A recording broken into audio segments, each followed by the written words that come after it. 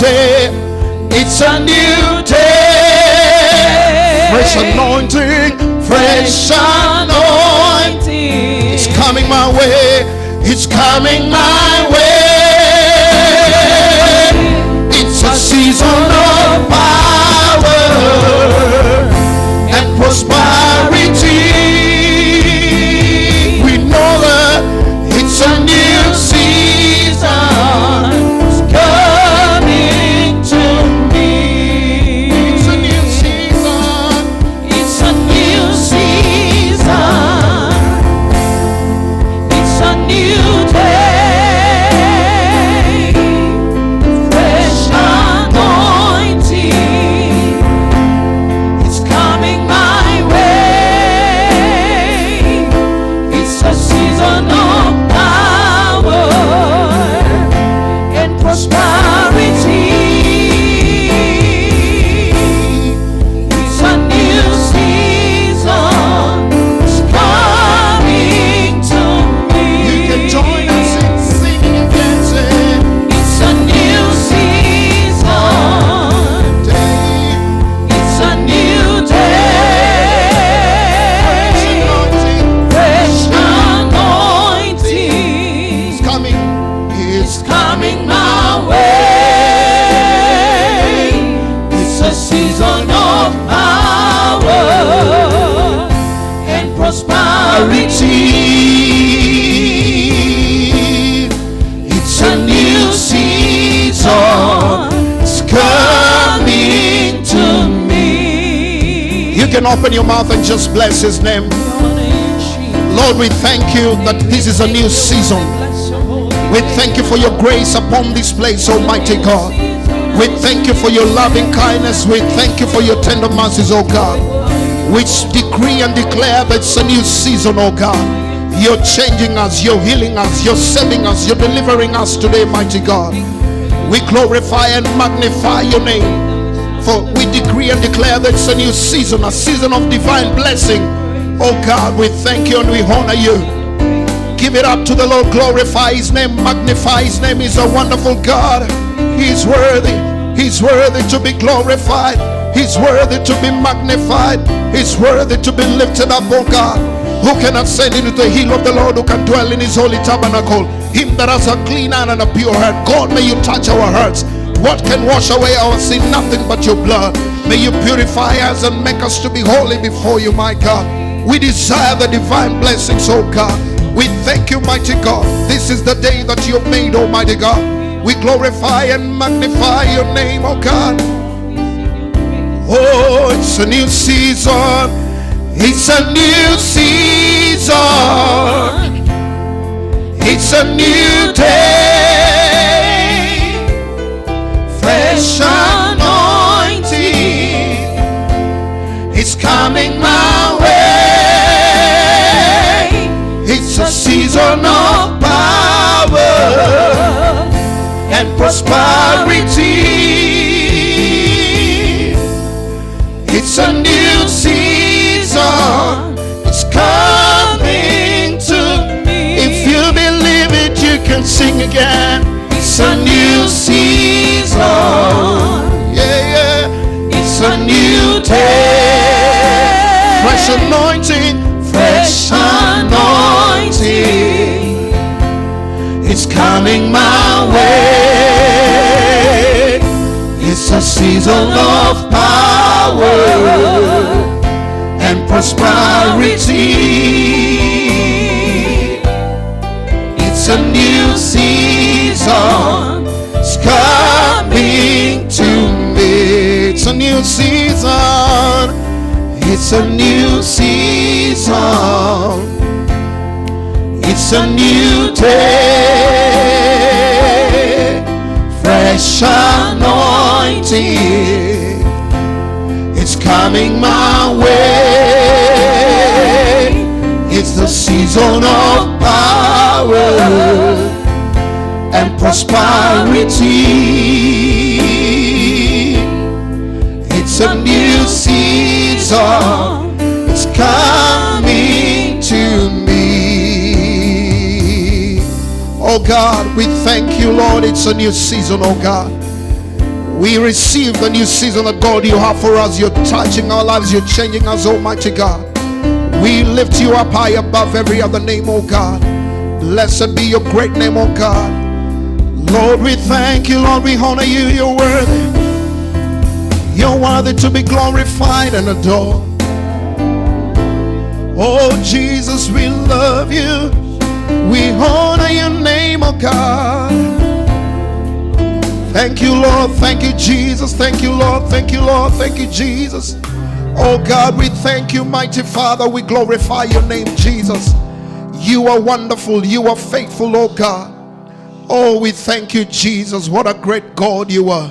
What an awesome God. What a powerful God. We thank you that, God, it's a new season.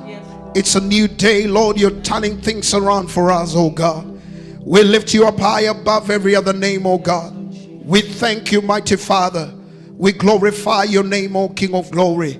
What a great God you are. What an awesome God you are. What a faithful God you are. We thank you, mighty Father.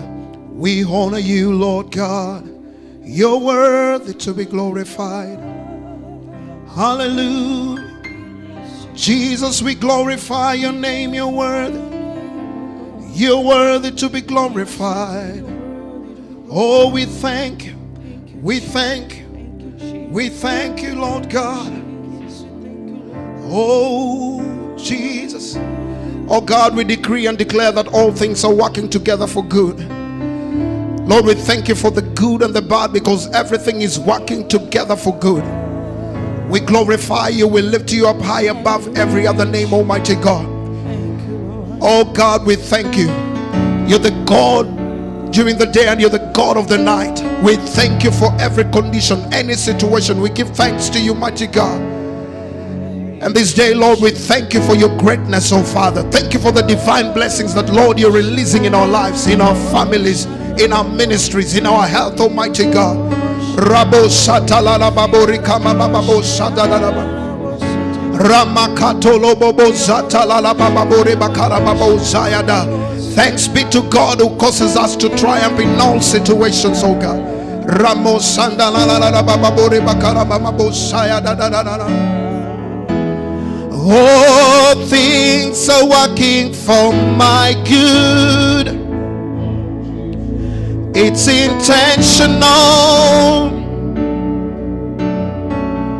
never failing. I know that all things are working for my good. It's intentional,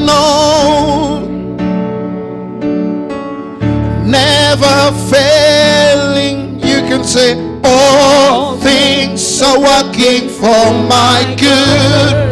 It's intentional. It's intentional,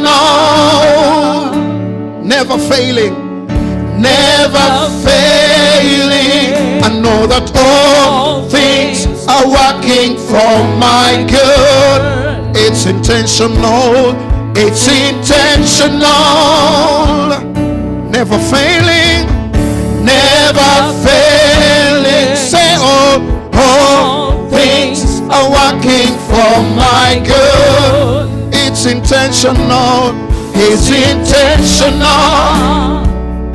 never failing, never failing. We know all things are working for my good. You can speak to yourself and say, it's intentional,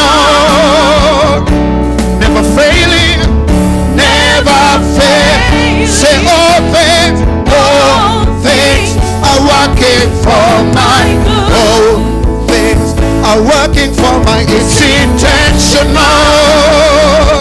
never failing, never failing. Listen, I don't have to worry, cause it's working for me.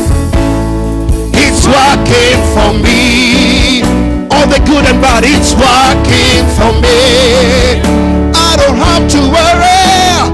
I don't have to worry, cause it's working for me. It's working for me. It's working for me. It's working for me. It's working for me. And you made a way. You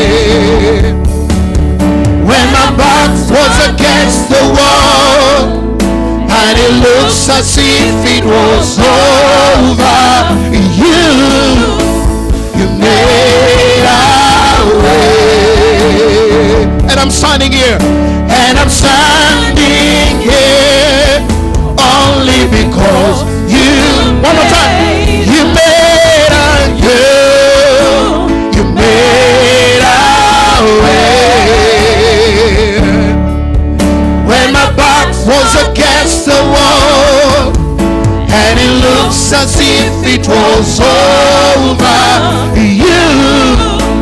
you made a way. I'm standing here, and I'm standing there only because you move mountain.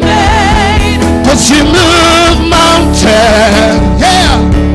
You cause walls to fall with your power. You perform miracles. Cause there is nothing that's impossible. And we're standing here only because you move mountain. You cause walls to fall. You cause walls. They're falling right now with your power. Yeah. You perform miracles. Cause there is nothing that's impossible. And we're standing here only because come on, speak to yourself. Cause you move mountain. Yeah. You cause walls to fall with your power. Perform miracles. Perform miracles. Cause there is nothing that's impossible. And we're standing here only because you made a way.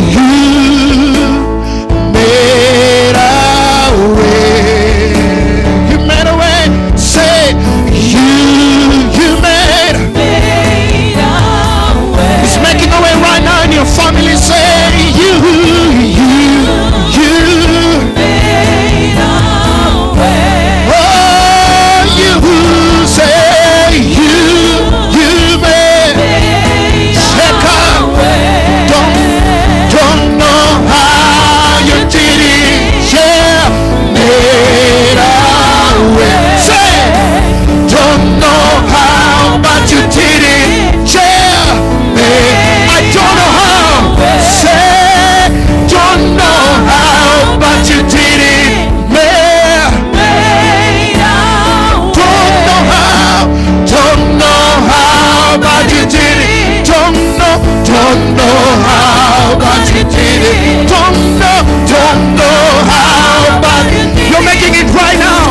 Don't know how, but I'm grateful. Don't know how, but I'm grateful. Don't know how, but I'm grateful. Don't know how, but I'm grateful. Don't know how. Open your mouth and glorify. Don't know how, but I'm grateful. Don't know how. Yeah. Come on, lift up a voice to the Lord. Raise a voice to the King of Kings and the Lord of Lords. He's worthy of all our praise, oh God. Our God is lifted up with shouts of praise. Rabo Sheka Reka Reka Reka Reka Rabo Jesus, we glorify and lift you up high above every other name, oh God. Jesus, we worship you, Lord God. We give you praise. We don't know how, but you did it. Oh, we don't know how, but we are grateful, oh God. Oh, Jesus, we glorify and magnify your name, oh God. You're worthy, oh God.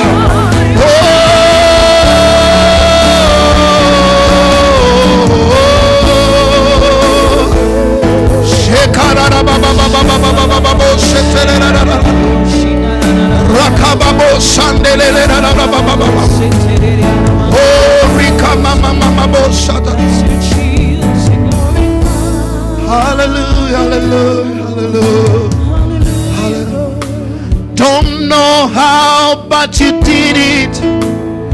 Made a way. Don't know how, but you did it.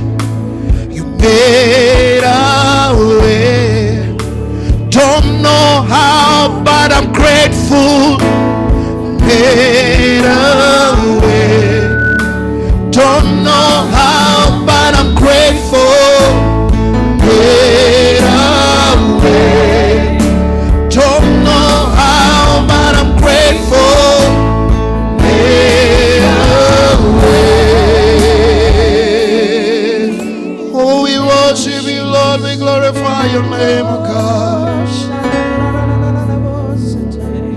Here I am to worship. Here I am to bow. Here I am to say that you're my God. Altogether lovely, altogether worthy, altogether wonderful to me. Light of the world, you step down into darkness. Open my eyes, let me see beauty that fades, beauty that makes these hearts adore you. Hope of a life spent with you.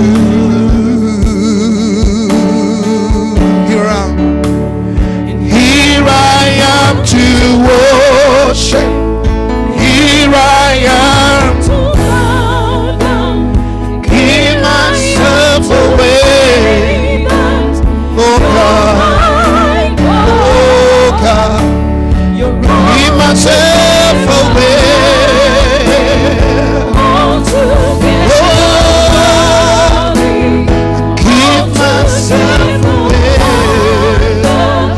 Full to me. Here I am to worship. Here I am to bow down. Here I am to say that you're my God. You're all together love, all together worthy, together wonderful to me. I'll never know how much it costs to save my sins upon the cross. I'll never know how much it costs to save my sins upon the cross. I'll never know how much it costs to save my sins upon the cross.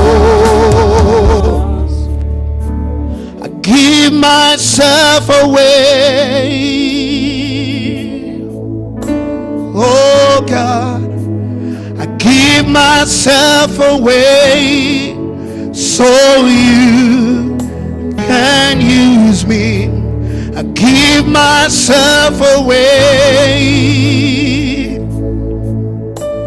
Oh God, I give myself away so you can use me. Hallelujah. You are won the victory.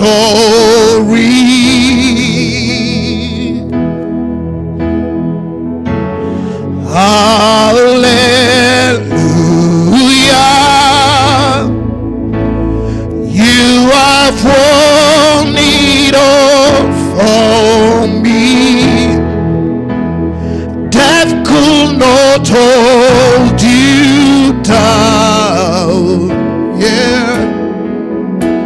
You are the reason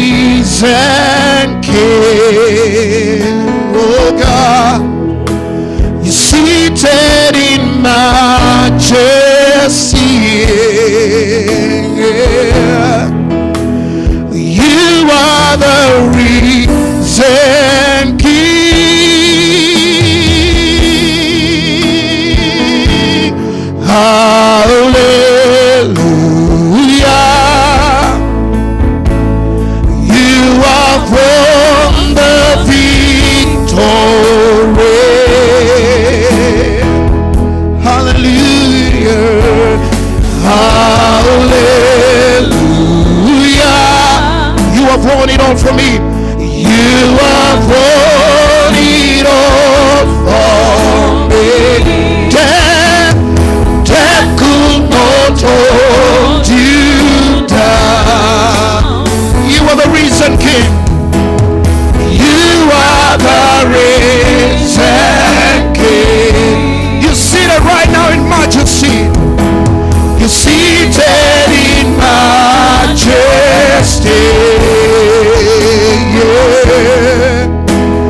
You are the risen King. Death could not hold you down. Oh God, you are the risen King. And you're seated in majesty. Oh God, you're seated in majesty. Oh God, you are the risen King. Oh, we glorify and lift you up high above every other name, Jesus. Come on, raise a voice to the Lord. Glorify His name. Magnify His name. He's seated on the majesty. He's the risen King. Rabo sakata brala korara mahada rabo sayada. Sheke kababa babo sataya la makoba mahade rabo sayada. Jesus.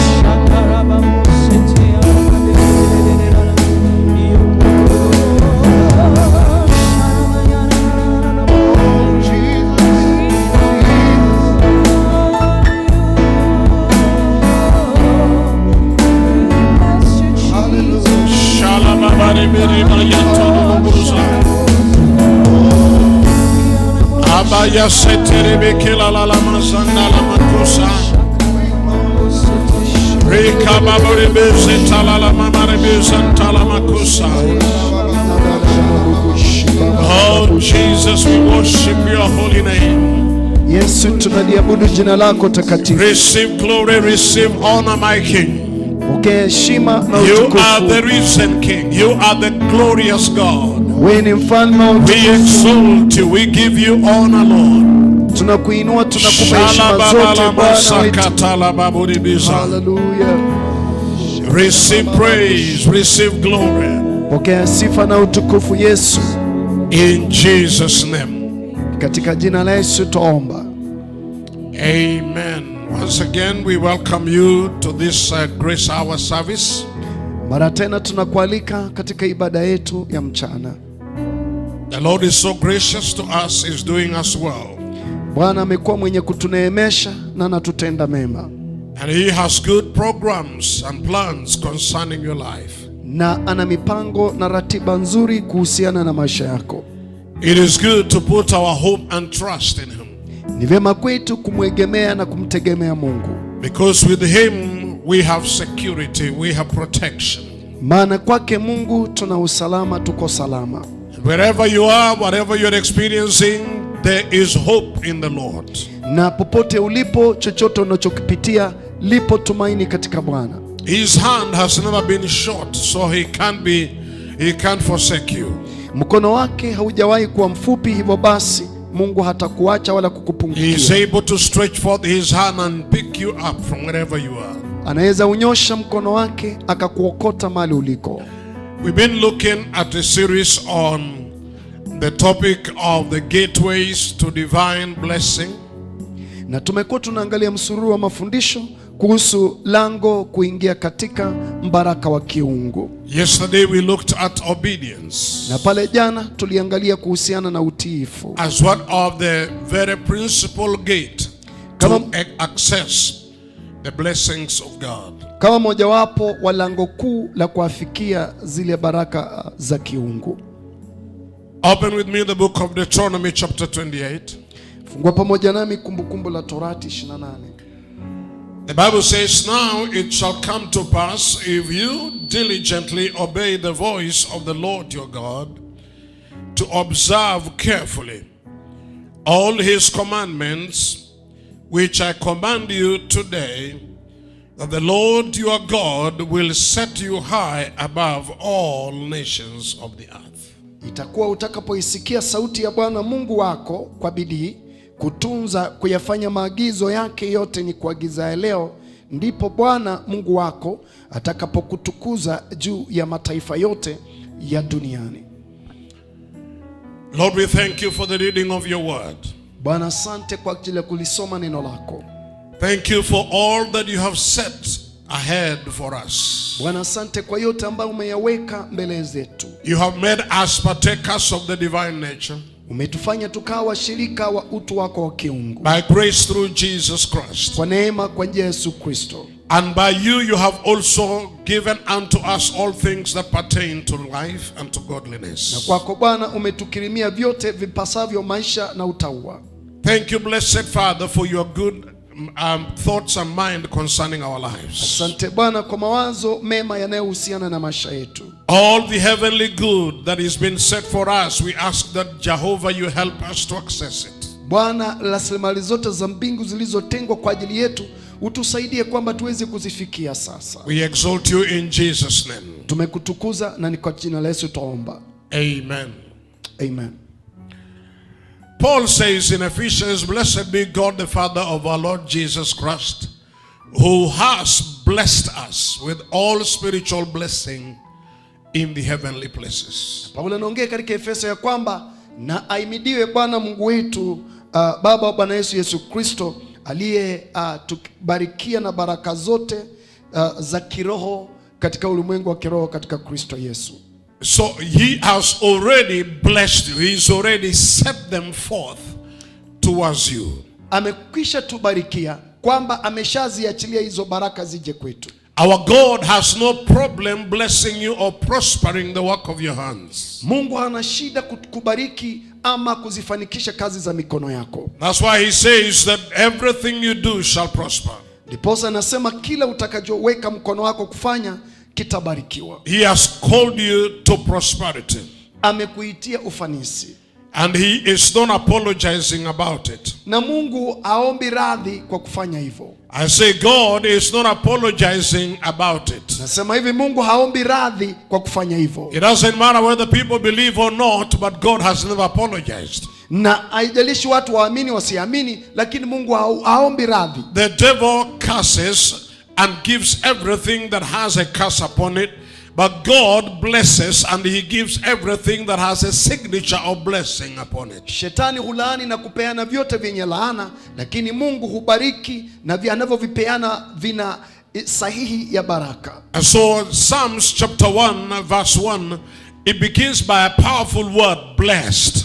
Na Zaburi 1:1 asema inaanza heri mtu yule, yani amebarikiwa. Bible says, blessed is the man who walks not in the counsel of the ungodly, nor stands in the path of the sinners. Heri mtu yule asiyekwenda katika shauri la wasio haki, wala hakusimama katika njia ya wakosaji. Nor sits in the seat of the scornful. Wala hakuketi barazani pa wenye mizaha. But his delight is in the law of the Lord. Bali sheria ya Bwana ndiyo impendezayo. And in his law he meditates day and night. Na sheria yake huitafakari mchana na usiku. He shall be like a tree planted by the rivers of water.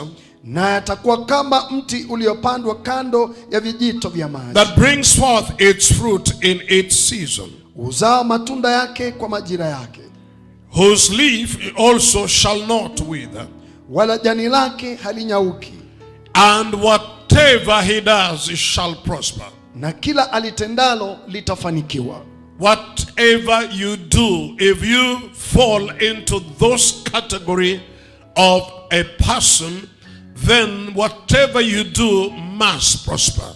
Lolote ulifanyalo litafanikiwa iwapo unapatikana katika hayo maelezo tumepewa pale, basi kila unalolitenda litafanikiwa. And for you to step into these blessings that are ready made for you, in Christ Jesus, you must walk in obedience. Na ili wewe kuweza kuingia kwenye hizi baraka zinazopatikana katika Kristo, lazima upatikane katika utii. As we said, obedience is the gateway into divine blessings. Na vile tulivyosema kwamba utii ni lango kuu kuingia katika mbaraka wa kiungu. Obedience provides access to God's miracles of prosperity and favor. Utii unafungua lango la wewe kuingia kwenye miujiza ya Mungu, kibali na mbaraka. Obedience is a virtue that surpasses any other virtue. Na tukasema ule utii ni hali ambayo inapita hali zingine, ni sifa inayopita sifa zingine. And so if you walk in obedience, heaven will respond to your need.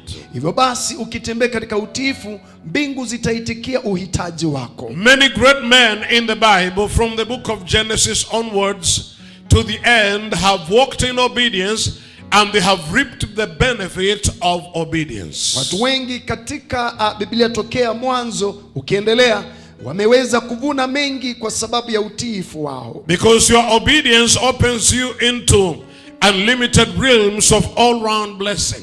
Maana ule utii unakufungua ukaingia kwenye peo kubwa za mambo makubwa ya mibaraka. And it opens for you great destinies. Na kukufungulia hatima zilizokuu zaidi. But for us to be able to walk in that, we need to align ourselves with the will and the purposes of God. Ili kwetu sisi kuweza kutembea katika hizo baraka, lazima tujiweke sambamba na hayo mapenzi ya Mungu. God is inviting everyone, regardless of who you are, to come to him so that you may benefit from his hand of blessing. Mungu anaalika kila mmoja, licha ya wewe ni nani, ili uje kuwa mshirika wa hizi baraka. Because all of us were born in trouble. Maana wote sisi tulizaliwa katika shida moja ama nyingine. And we have gone through all kinds of sufferings and tribulations. Na sisi sote tumepitia kwenye mateso, udhia na kila aina ya ugumu. Satan has no good agenda concerning your life. Maana yule shetani hana ajenda nzuri na maisha yako. He came to steal, to kill and to destroy. Maana kazi yake alikuja kuiba, kuua na kuharibu. And because he's a killer, he's a destroyer,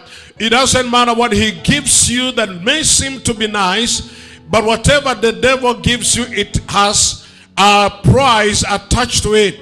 And the reward of Satan is death.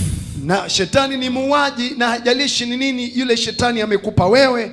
Kila anachokupa shetani kina malipo, kina gharama, na gharama yake ni kwamba kimebeba mauti. And so what you need to know is that God is inviting you to have time with him. That's why the Bible says, blessed is the man who does not walk in the counsel of the ungodly. Hivyo basi Mungu anakualika kwamba uje kuungana katika hii sehemu ya mbaraka. Ndiposa Biblia inasema ya kwamba heri mtu yule asiyekwenda katika mashauri ya wasio haki. If you can obey not to walk in the counsel of the wicked.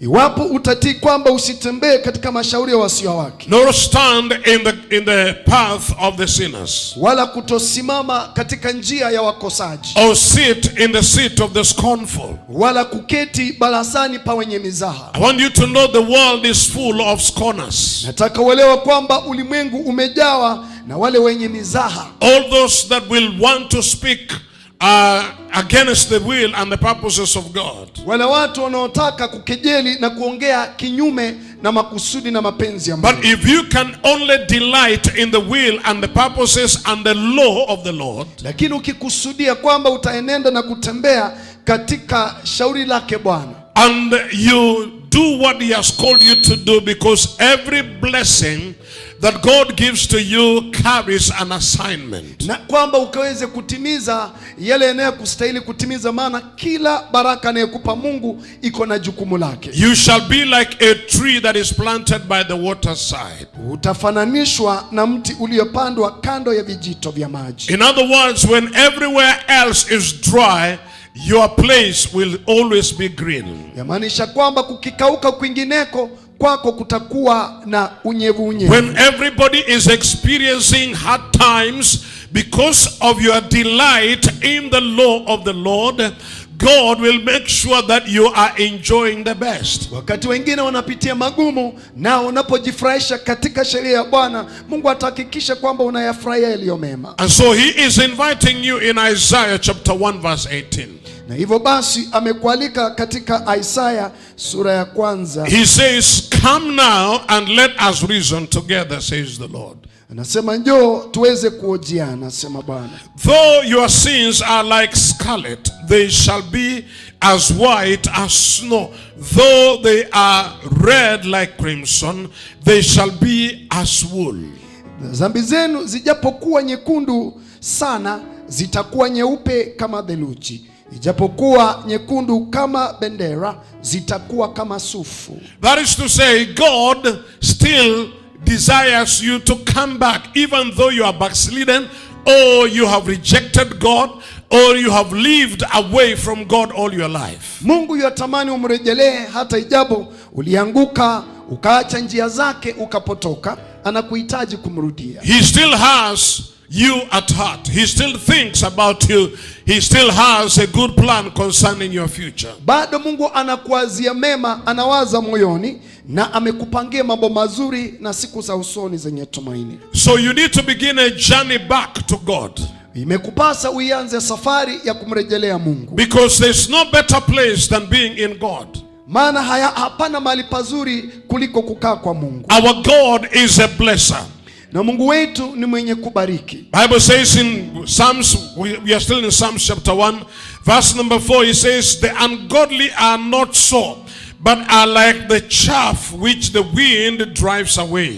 Sivyo walivyo wasio haki, hao ni kama makapi yapeperushwao na upepo. They are being tossed to and fro like the wind, paper in the wind. They have no place of security or abode. Wasio haki wao hawana mali pa kukaa pa usalama, wao wanapeperushwa ni kama vile makapi. But there is safety in the arms of God. Lakini kuna usalama katika mikononi mwa Mungu. There is provision in the arms of God. Yapo matoshelezi mikononi mwake Bwana. So he says, "Come, let's discuss this matter." Anakuambia kwenye Isaya, njoo tuweze kujadili mambo haya. Let us reason together. Tuweze kujadiliana. You know, sometimes people get angry with God. Wakati unafika watu wengine humkasirikia Mungu. And they begin to complain against God. Wanaanza kulalamikia Mungu. And begin to speak evil words against God. Na kuanza kunena mabaya juu ya Mungu. But I want you to know this. It doesn't matter how much angry you are with God, God still loves you. Na haijalishi vile umemkasirikia Mungu, Mungu bado yakupenda wewe. Because he knows that he has still the best for you. Maana anajua kwamba anakuwazia mema kwako. He is inviting you to discuss this matter with him. Na amekuita kwamba njoni tusemezane maneno. He is saying to you, "My son, what is it that disappointed you? Anakuuliza, ni nini haswa kilikukasirisha sana? That you are running away and you are complaining so much." Ya kwamba wanitoroka na kulalamika sana. He says, "Come, let's discuss this." Anasema njoo tusemezane. Have you ever had a whole president or a king inviting you to go and discuss matters? Je, ushaliona jambo hili kwamba rais akuite wewe mwende msemezane? No, he will use his kingly authority to do whatever he wants to do because a king has power. Ye atatumia mamlaka yake kama mfalme kufanya anavyotaka. So if you don't like it or you like it, it doesn't bother him. He is still the king. Upende usipende, ye ni mfalme. But we have a God who loves us. Lakini tunaye Mungu atupendaye. Who is able to say, "Come my son, come my daughter, let us sit down, let's discuss this matter." Ambaye atakuita mwanangu, binti yangu, njoo kwangu, njoo tusemezane jambo hili, wacha tuliangalie. Even if you sinned against me this much, I still have time to forgive you. Ya kwamba hata kama ulinitenda dhambi kiasi kikubwa hivi, bado nakupenda sana. The entry point into the divine blessing is forgiveness. Lango kuu kuingia katika mbaraka wa kiungu ni When msamaha wa God dhambi. forgives you, it means you also have access to all that he has. He doesn't keep wrong. Mungu akikusamehe una kibali kuyapata alionayo. Mungu hawezi kuweka mabaya. And so he says to you, if you are willing and obedient, you shall eat the good of the land. Anasema kama mkikubali na kutii, mtakula mema ya nchi. If you are willing to come to God, you will eat the good of the land. Iwapo umekubali kuja kwa Mungu, utakula mema ya nchi. I want you to know that always the obedience that God is calling you to may not be based on how convenient you are. Na kutii Mungu anakuita wewe, haijalishi kama hiyo hali inakufaa ama haikufai. Our God will call us to obedience even when it is inconveniencing. Mungu atatuita kutii wakati ambapo tuoni inatufaa kufanya hivyo. Because most of the times God will ask you to do something when the times are not favorable to you. Maana wakati mwingine Mungu atakuita kufanya vitu wakati haukufai. But you have to go against the desires of your body, the mind, the arguments that you have in your mind, so that you may obey the Lord. Itabidi uweze kupita mashindano ya utu wako, mwili wako, ili kumtii Mungu. I've seen throughout the scripture, most of the people that God called to obedience or to do something, it was not at a good and nice time. Nimeiona kwenye maandiko, kila mtu aliyeitwa na Mungu kwa kufanya kitu fulani, haikukuwa kwamba ilikuwa ni hali inawafaa. But the blessing of God pursues you when you step out and obey. Lakini baraka za Bwana huanza kukuandama wakati unachukua hatua kutii. There's a story in the book of First Kings about the widow woman of Zarephath. Kuna kisa kimoja katika Wafalme kuhusu yule mwanamke wa Sarepta. It was a very bad time. Ilikuwa ni nyakati mbaya mno. She was actually in despair. She was going to die, to eat her last meal and die with her son. Ilikuwa hali ngumu kwamba alikuwa anakwenda kukula chakula cha mwisho na wafe pamoja na mtoto wake. But God called her to obedience. Lakini Mungu akamuita huyo mama kutii. 1 Kings 17 verse 8, the Bible says, then the word of the Lord came to Elijah saying, arise and go to Zarephath. Inasema katika mstari wa 8 ya kwamba neno la Bwana likamjia kusema, ondoka uende Sarepta, which belongs to Sidon, and dwell there. See, I have commanded a widow there to provide for you. Ulio mji wa Sidoni, ukae huko, tazama nimemwagiza mwanamke mjane wa huko akulishe. So he arose and went to Zarephath, and when he came to the gate of the city, indeed a widow was there gathering sticks, and he called to her and said, please bring me a little water in a cup that I may drink. Basi akaondoka kaenda Sarepta. Hata alipofika langoni pa mji, kumbe mwanamke mjane alikuwako akiokota kuni. Akamuita akamwambia, niletee na kuomba maji kidogo chomboni nipate kunywa. And as she was going to get it, he called to her and said, please bring me a morsel of bread in your hand. Alipokuwa akienda kuleta, akamuita akasema, niletee na kuomba kipande cha mkate mkononi mwako. So she said, as the Lord your God liveth, I do not have bread, only a handful of flour in a bin, and a little oil in a jar, and a seed. I am just gathering a couple of sticks, that I may go in and prepare it for myself and my son, that we may eat it and die. Naye akasema, kama Bwana Mungu wako aishivyo, sina mkate ila konzi ya unga katika pipa na mafuta kidogo katika chupa, nami ninaokota kuni mbili ili niingie nijipikie nafsi yangu na mwanangu, tule tukafe. And Elijah said to her, do not fear. Go and do as you have said, but make me a small cake from it first, and bring it to me, and afterwards make some for yourself and for your son. Eliya akamwambia, usiogope, enenda ukafanye kama ulivyosema, lakini nifanyie kwanza mkate mdogo ukaniletee, kisha ujifanyie nafsi yako na mwanao. For thus says the Lord God of Israel, the bean of flour shall not be used up, nor shall the jar of oil run dry, until the day the Lord sends rain on the earth. Kwa kuwa Bwana Mungu wa Israeli asema hivi, lile pipa la unga halitapunguka, wala ile chupa ya mafuta haitaisha, hata siku ile Bwana atakapoileta mvua juu ya nchi. So she went away and did according to the word of Elijah.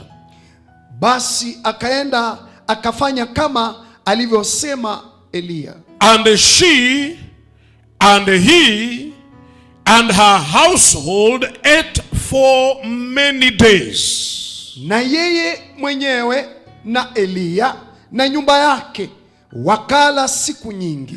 The bean of flour was not used up, nor did the jar of oil run dry, according to the word of the Lord which he spoke by Elijah. Lile pipa la unga halikupunguka, wala ile chupa ya mafuta haikuisha, sawasawa na neno la Bwana alilolinena kwa kinywa cha Eliya. I want you to note that this woman was not in a very favorable moment. Nataka ujue kwamba mwanamke huyu mjane hakukuwa katika ile hali iliyokuwa inamfaa. Elijah would have been sent to a rich house. Eliya ilitakiwa awe ametumwa kwa nyumba ambayo ni ya tajiri, to a person that has a lot of wealth. kwa mtu ambaye alikuwa na mali nyingi. Elijah would have been sent to a house or a good hotel where they would feed him well as a servant of God. Eliya angelitumwa kwenye sehemu ama kwenye hoteli ambako angelishwa kama mtu wa Mungu. But God chose a woman that was in big trouble, that was having the last meal, that if she could obey God, that obedience would feed her. Na Mungu akamtuma Eliya kwa mwanamke mjane ambaye hakukuwa na kitu kabisa, kwenye shida kubwa, kwamba utiifu wake ungeliweza kumlisha huyo mama. God will always come into your desperation.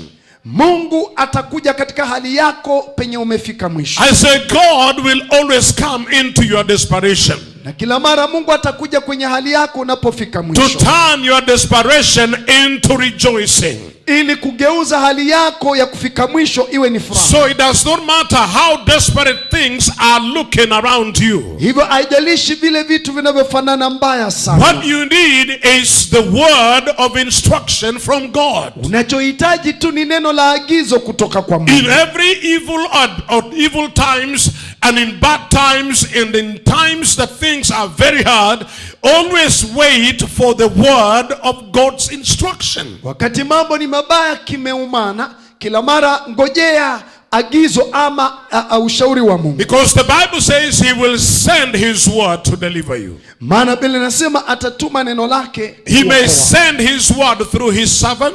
Wenda akatuma neno kupitia mtumishi wake. He may send his word through an angel. Anaweza akatuma neno kupitia malaika wake. He may wake. send his word through a very despisable person. Anaweza kutuma neno lake kupitia mtu wa kudharauliwa. He may send somebody who is completely in need when you are also in a lot of need. Wenda kamtuma mtu aliyenahitaji sana wakati hata wewe pia umefika kikomo. But God is not looking at how much you have. God is looking at how much he has. Mungu haangalii kidogo ulicho nacho, anaangalia kikubwa alicho nacho. It is your obedience that will unlock the much that God has in his hand. Na ni utiifu wako utafungua yale mengi Mungu ako nayo. You see, we are prone to limiting God. Wajua sisi tuna ile tabia ya kumwekea Mungu mipaka. But God is awesome. He is almighty. He is all powerful. And he is everything that we need. Mungu hana mipaka. Mungu ni mkuu na ana kila kitu tunachokihitaji. This woman was in dire need. Huyu mama alikuwa kwenye shida kubwa sana. She was collecting the last firewood to go and cook the last meal so that they may die. Alikuwa anaokota kuni aende kipike chakula cha mwisho, wakimaliza kula wafe. She was actually preparing now for her and her son. Alikuwa anajiandalia nafsi yake na mwanake. But when God performed a miracle, the Bible doesn't say that it is only her and Elijah and her son that survived. Na Biblia haisemi Mungu alipofanya muujiza kwamba alikuwa ni huyo mama, mtoto wake na Elia waliopona. Her obedience saved her son and her household. Biblia inasema utiifu wake ukaokoa yeye pamoja na nyumba yake. Now when the Bible talks about a household, it's talking about people who are beyond the number of people you have in your house as a brothers, as sons and others. They will be beneficiaries of the blessing that comes upon your life. Mungu anapoongea kuhusu nyumba yako, inamaanisha imepita tu mipaka ya watoto wako, inaenda kwa watu wa jamaa yako. So the Bible says she and Elijah and her household, they survived through the famine. Biblia inasema yeye mwenyewe na Elia na watu wa nyumba yake they ate for many days. Wakala kwa siku nyingi. Not just one day. Haikukuwa siku moja. It was the last meal. Kilikuwa ni chakula cha mwisho. But by the miracle of God, lakini kwa muujiza wa Mungu, that was provoked by her obedience, uliochochewa na utiifu wake. Every time she would go to that bin of flour, na kila mara alipokwenda kwenye lile pipa la unga, she would find it still having unga. Alipata tu unga ni ule. Every time she goes to her bottle of oil, na kila mara aliendea chupa ya mafuta, she will still find oil in it. Angeipata mafuta ipo. I have the authority to declare this to your life. Nina mamlaka nikutabirie juu ya maisha yako. Because we are in that fearful moment. Maana tumo katika ule hali ngumu. Every time you are hearing bad news, na kila mara unasikia habari mbaya, they are saying this thing is not ending very soon. Eti wanasema hii kitu haiishi karibuni. Your children may not be going to school very soon. Eti kwamba watoto wako wenda wasiende shule karibuni. And now the food in the house is almost finished. Na chakula nyumbani karibu kinaisha. This thing found you when you are unawares. Hiki kitu kilikupata kama ujui. You never planned for it. Haukupangia. And you are sitting there now wondering, what will my children eat? Wakati pale ukishangaa kutaendaje na watoto wangu. Listen to me, even if the government is saying they are distributing food, many of you have not seen that distribution. Na hata kama serikali wanasema wanawapeana chakula, baadhi yenu hata wewe hujapata hicho chakula. But I want you to know this. Government or no government, Jehovah is still alive. Iwepo serikali iwe isiwepo, Jehova yupo. He is still able to make a way for you. Atakufanyia mlango kwa ajili ya wewe. The Bible says Jesus is the way. Nasema Yesu ndiyo njia. He is the truth. Ndiye kweli. And he is the way back to the Father. Na ni njia ya kumrejelea Baba. If you can call upon his name, iwapo utaliita jina lake, he will not forsake you. Hata kuacha. He will not leave you. Hata kupungukia. He will open a door for you. Atakufungulia lango. Because he is the door. Maana ndiye mlango. Jesus said, Yesu alisema, for man shall not live by bread alone, mtu hataishi kwa mkate, but by every word that proceeds from my mouth. Lakini kwa kila neno litokalo kinywani mwangu. It is possible for heaven to feed you. Inawezekana mbingu ikulishe. If for 40 years this God fed more than 3 million people every single day in the wilderness, and he did it daily for 40 years, this God has not changed. He is still God today. Ikiwa huyo Mungu aliweza kulisha watu kwa miaka 40, watu milioni 3, zaidi ya milioni 3, na kila siku anawalisha, huyo Mungu hakubadilika. I came to introduce you to he that is unlimited. Nimekuja nikujulishe kwa yule ambaye hana mipaka. I say he is unlimited. Yeye hana mipaka. The Bible says he is able to do exceedingly abundantly far above that which you are thinking of, that which you are worrying about, and he is able to make it because there is power inside you that can provoke it to happen. Amen. Nataka nikutangazie Mungu aliye na uwezo wa kutenda juu zaidi ya unavyowaza ama kufikiria, kulingana na nguvu zinazotenda kazi ndani yako. If only you can obey. Iwapo tu utatii. If only you can believe. Iwapo tu utaamini. All things are possible to them that believe. Yote inawezekana kwa waamini. I say it is possible for God to feed you. Inawezekana Mungu akulishe It wewe. is possible for God to open a door for you. Yawezekana Mungu akufanyizie It is mlango. possible for God to change your circumstances. Yawezekana Mungu kubadilisha hali I zenu. declare to you, you are not dying in these Na circumstances. kutangazia hautakufa kwenye This is korona not hii. the worst that has ever happened to you. Hii sio ndio mbaya ambayo imekutokea There wewe. are worse situations you have experienced before, Kuna hali mbaya zaidi umezipitia and you awali succeeded to go through it. na ukafaulu kuzipita. I tell you once again, Na kutangazia our tena, God can deliver you from the mouth of lions. Mungu atakuokoa na vinywa vya He is simba. able to quench the fires. Anaweza kuzima makali He ya is moto. able to change our circumstances. Anaweza badili hali zako. He is able to reverse what the enemy has intended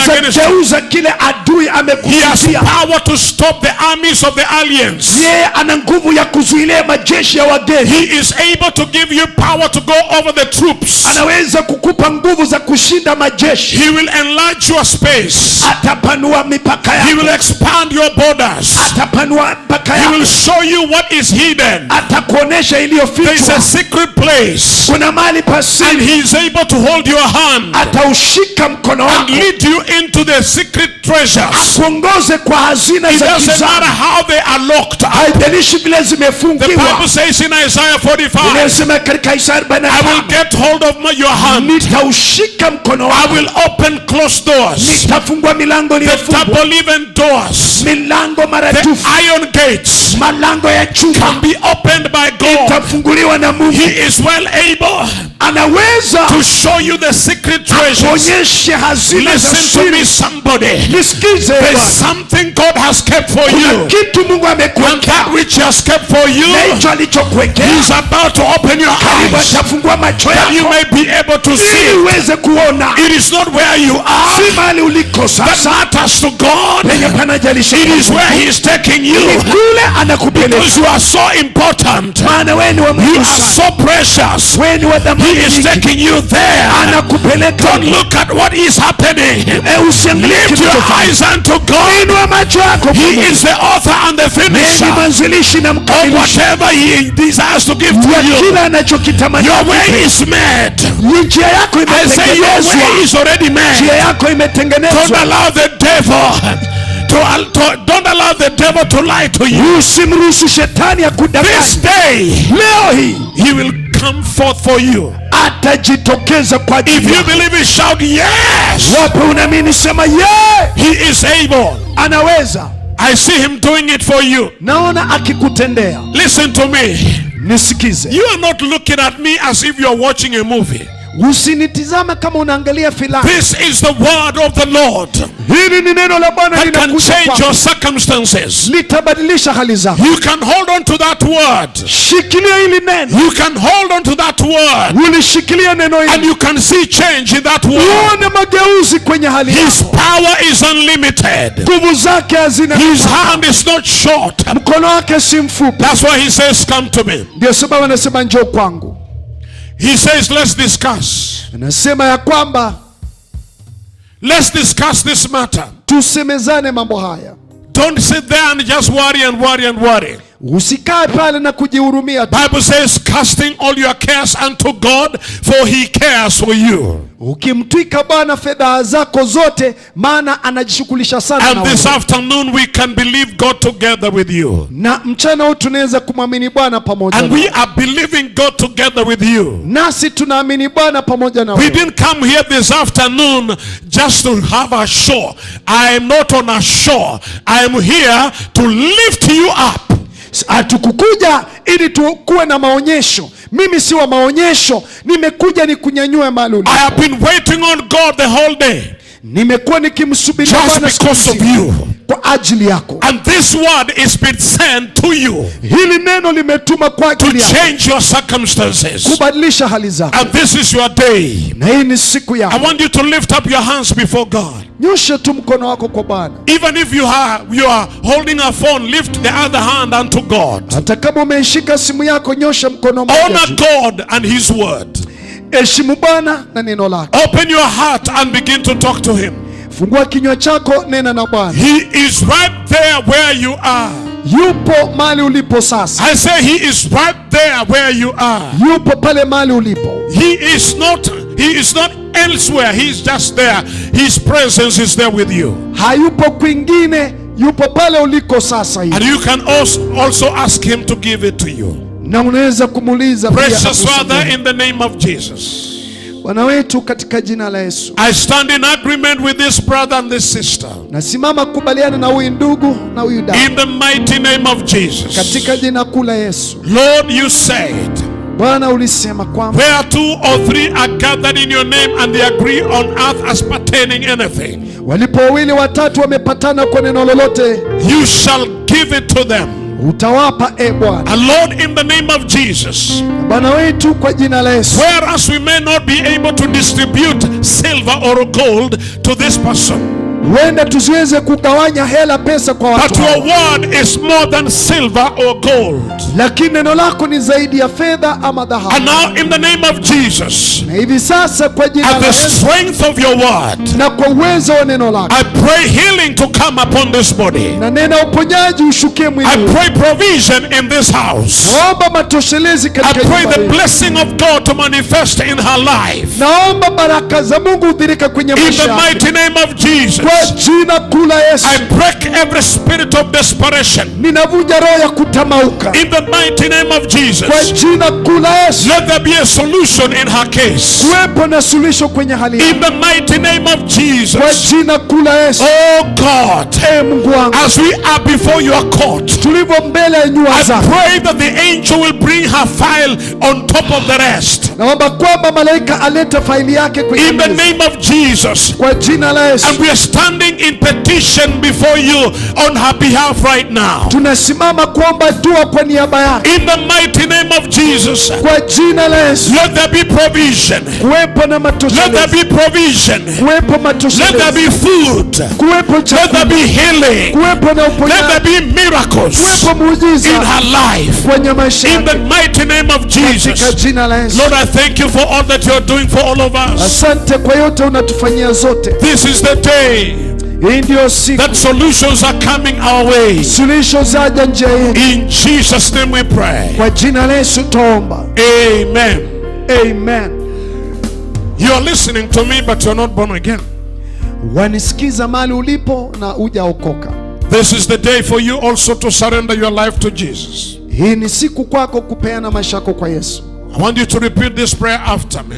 Yarudia maombi haya nyuma yangu. Say, dear Lord Jesus, Sema, Bwana Yesu, I come to you nakuja mbele zako. in all my trouble and desperation. Hata kwenye hizi shida zangu zote na taabu, I come to you today, nimekujia siku ya leo. for I realize that I have no help other than from you. Natambua sina msaada mwingine isipokuwa ni wewe. And so, Lord Jesus, Hivyo Bwana Yesu, forgive my sins.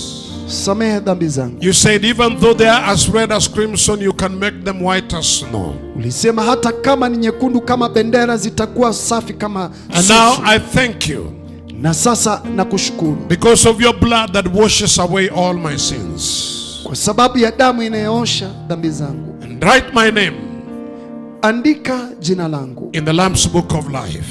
kwenye kitabu cha uzima. Thank you, Lord Jesus, Asante Bwana Yesu for all that you have done for me. kwa yote umenitendea. In Jesus' name. Kwa Yesu Kristo naomba. Let me pray for you. Precious Father, in the name that is above every name, I pray for this person that has just surrendered their life to you.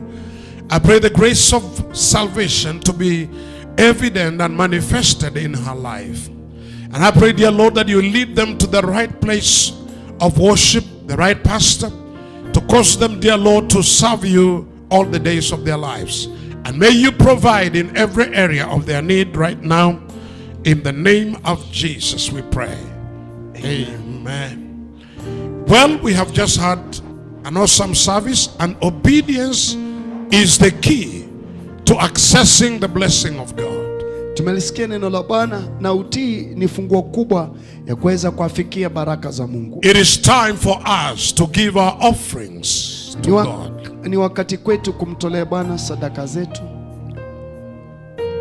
Take out your phone. Itwaye simu yako. Go to the M-Pesa and use our pay bill number 599058.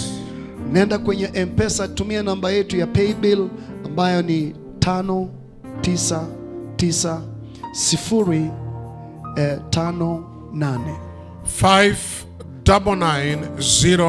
599058. ambayo ni 599058. Please give your tithe, give your offerings, give your sacrifices, and just align yourself with the will of God. He is the provider. Kwa hivyo toa sadaka yako, fungu la 10 na matoleo yaliyo yote ile, na Mungu ni mwaminifu. So while we are giving, let's welcome Pastor Solomon and his team to give us a worship number as we give, and then I'll come back to bless you. Kwa hivyo tunapotoa, tumwalike mchungaji Paul aweze kutuongoza kwenye nyimbo kidogo. Baadaye subiri pale, tunakuja kuomba tukimalizia.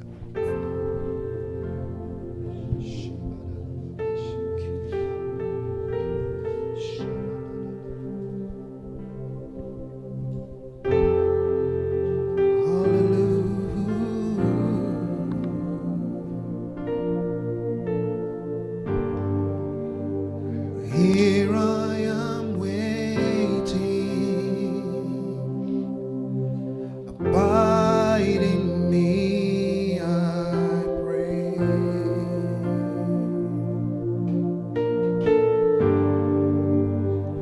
Here I am longing for you.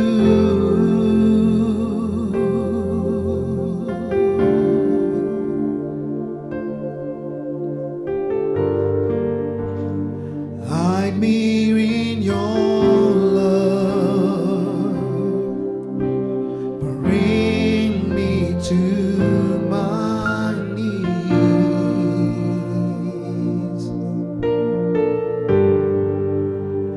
May I know Jesus more and more.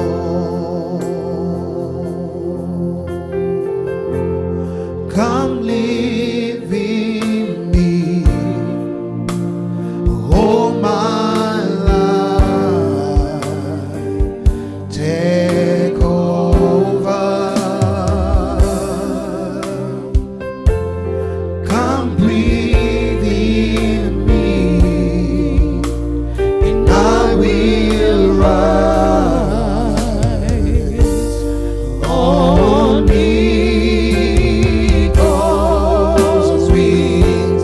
Come live in me, All my life,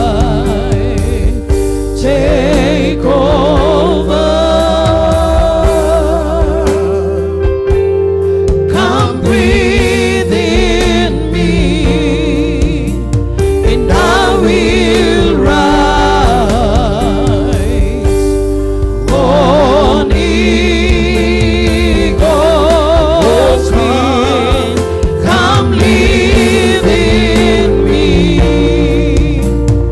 all my life, take over.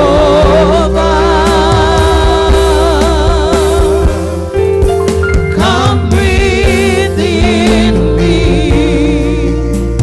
and I will rise on eagle's wings, and I will rise on eagle's wings. Well, let's pray for your offering. Precious Father, in the name of Jesus, Bwana wa milele, katika jina la Yesu, we thank you because of what you have done in our lives. asante kwa yale umetenda katika maisha yetu. With our offerings, Lord, I pray that you release supernaturally into the needs of your children. Na kwa hizi sadaka zetu kaachilie utoshelezi wa kiungu kwa maisha ya watoto. Bless each one abundantly, O God. Mbarikia kila mmoja wetu kwa utele, e Bwana. Father, we thank you because of those who have tithed. Asante kwa leo waliotoa zaka zao. You said when we bring our tithe before you, you open the windows of heaven to pour a blessing.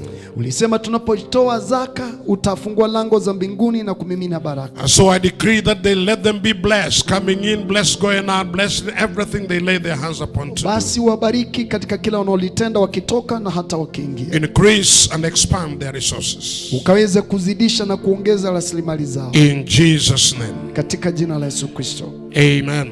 Amen. Well, we have come to the end of our service this afternoon, but I want to welcome you tonight to another very powerful family hour at 8 in the night, and it shall be a great blessing to you. Please welcome somebody in Jesus' name. We love you. God bless you. Amen.